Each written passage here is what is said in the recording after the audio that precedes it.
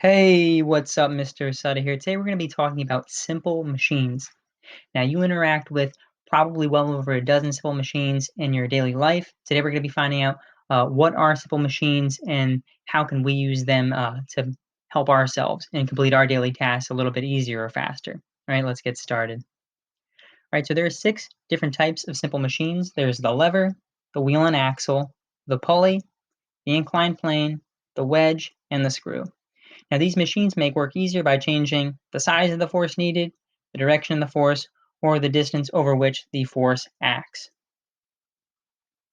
Now, simple machines provide what's called mechanical advantage. Right? In order to understand mechanical advantage, we need to know about work input and work output. So work input is the force you apply on the machine, and the work output is the force exerted by the machine. So the input is what you put in, and the output is what the machine puts out. Right now, mechanical advantage is the number of times a machine increases a force exerted on it. Right, so mechanical advantage is equal to the output force divided by the input force. Remember, a force is a push or a pull, and it is measured in newtons. In order to have really great mechanical advantage, you want this output force to be a bigger number than the input force in the bottom. You would want to maybe you put in 5 newtons of force. You would ideally want maybe 10 newtons of force to come out, the output. You want the output to be greater than your input in order to have really great mechanical advantage. All right, this is another concept. This is called efficiency. Now, the efficiency of a machine compares the output work to the input work.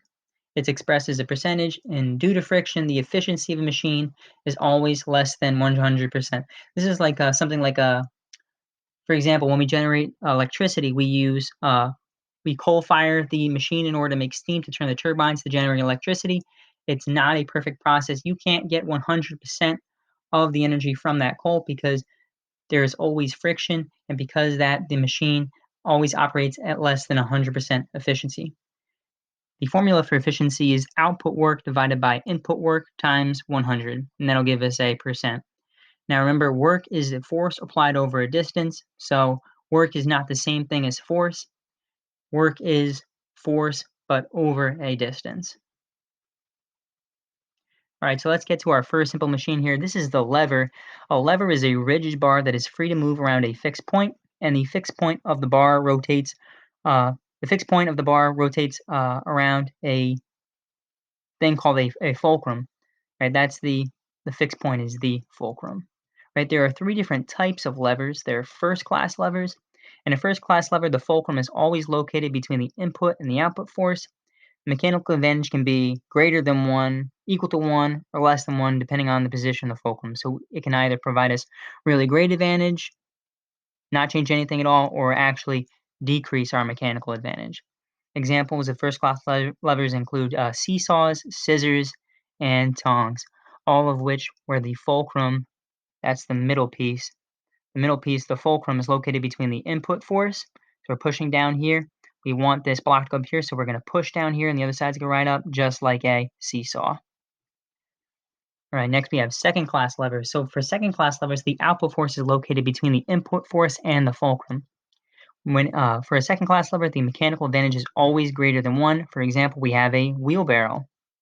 If you've ever used a wheelbarrow before, you know that you can use it in order to lift objects that are really heavy with a lot less energy, right? And the reason we can do that is because it provides a mechanical advantage greater than 1, so we can put in less energy and get out of it uh, more energy, right?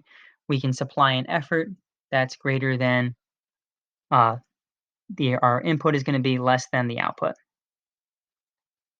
right? Next, we have third-class levers. For third-class levers, the input force is located between the fulcrum and the output force.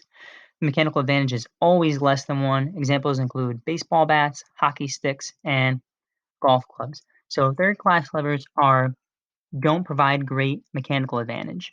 No matter how hard the baseball player swings, his mechanical advantage is always going to be less than 1. He can't turn all of his energy from his swing into a perfect hit of the ball. He can get really close to being fully efficient. He can get close to having perfect mechanical advantage where his input is the same as his output. But because his mechanical advantage is always less than 1, he gets out less than he puts in. Right, next we have the wheel and axle. Now the wheel and axle is a machine consisting of a wheel attached to a smaller axle so that the two parts rotate together, in which a force is transferred from one to the other. Examples include doorknobs, pizza cutters, pencil sharpeners, and even electric fans all use wheel and axles. Some examples of a wheel and axle. This is a basic wheel and axle. That middle piece is the axle, and the round piece is obviously the wheel.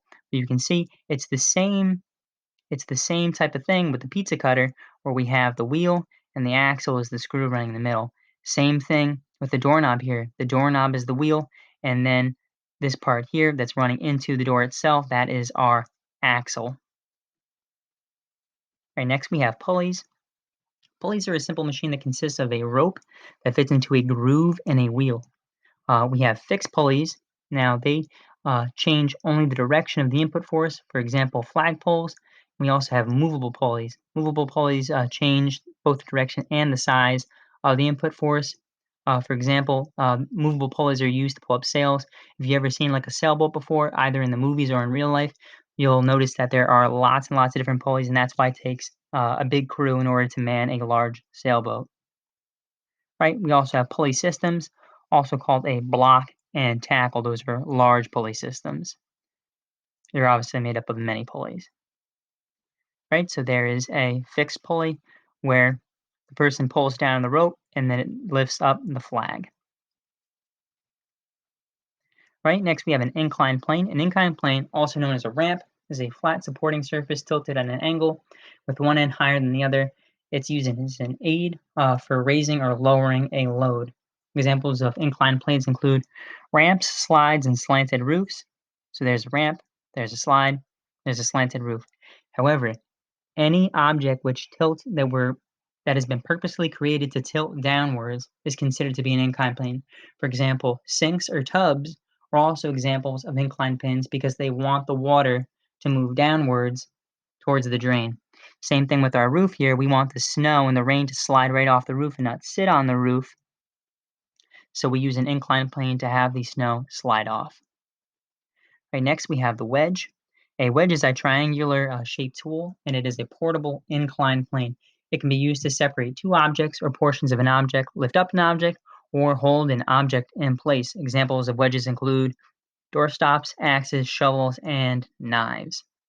Right, so what the wedge does, when you place the wedge in an object, it actually changes the direction of the force and allows you to split objects, for example, wood, or maybe you're cutting butter with a knife, or you're cutting your steak with a knife. It allows you to change the direction of the force and more easily cut through it. There are some door stops there. These are also examples of wedges. Right? Lastly, we have the screw. A screw is a mechanism that converts rotational motion to linear motion and a torque to a linear force. It is one of the six simple machines. The most common form exists in a cylindrical shaft with helical grooves or ridges called threads around the outside. Very, very flowery language to say have a screw. Right? The screw, it's a cylinder with threads on it. It's not anything blowing your mind here. Right, so examples of screws include light bulbs, water spigots, and the tops of bottles. So anything that has those ridges on it, or those grooves, the threads, those are all considered as examples of a screw, even the tops of your bottles. All right, last we're going to talk about compound machines. A compound machine is a combination of two or more simple machines that operate together. For example, for cars, washing machines, clocks, they all combine more than one simple machine. So there's lots of different simple machines inside of a car. You have levers in terms of how you shift into gears. You have your wheel and axle, obviously, and your inclined plane, your windshield, so snow and rain can slide off your windshield there. And gears, obviously, they go inside clocks. At least old clocks have lots of different things in there. Pulleys, for example, or wheel and axles. And the last thing we're going to talk about are Rube Goldberg machines. Now, Rube Goldberg was a Pulitzer Prize winning cartoonist, sculptor, and author. The Pulitzer Prize is a really prestigious award for journalists. Now, a Rube Goldberg contraption is an elaborate set of arms, wheels, gears, handles, cups, and rods put into motion by balls, canary cages, pails, boots, bathtubs, paddles, and live animals. What it does is it takes a simple task and makes it extraordinarily complicated. So, for example, here he drew this one. This is a self-operating napkin. You can see he at the end he wants the napkin to wipe his face, so he starts lifting up the spoon A, and then it travels along lots of different complicated pathways, all to the point where eventually the napkin wipes his face. But you can see here we use lots of different simple machines, or he drew lots of different simple machines. He's got play systems, he's got wheel and axle, he has lots of different simple machines inside the picture. And this one here, he's trying to get toothpaste onto his toothbrush. So he starts here by pulling the mirror in the bathroom. And again, lots of different kinds of crazy interactions here that eventually lead to a rock getting smashed on his toothpaste so he can brush his teeth in the morning. So he gets a headache to go along with his toothbrush. Right. And lastly, here, another kind of crazy one. We're starting here, we're probably gonna push that bottle out of the window, and it's gonna end by smashing what I think is a pumpkin over there. And again, lots of different kind of crazy interactions that have to happen, but lots of simple machines that are being utilized as well. For example, we have a guillotine here, uh, which is an example of a wedge. We have pulley systems over here. Lots of different things that we can see. Right? That's gonna wrap it up for simple machines. Thanks for watching. I hope you learned something, and I'll see you in the next video.